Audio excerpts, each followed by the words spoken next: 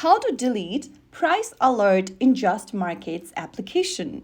Hi everyone, welcome back to Trading for Beginners. If you no longer need a price alert, you can easily remove it in just a few minutes. Start off by launching Open JustMarkets application on your device.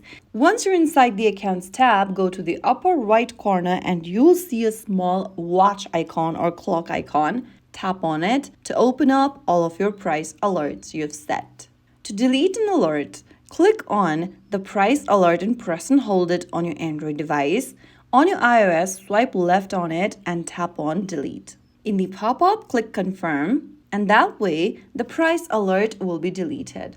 So deleting a price alert in the JustMarkets app only takes a few taps and you are done. If you found the video helpful, don't forget to like, share, and subscribe for more easy tutorials to follow. I will be back again in the next video. Thanks for watching.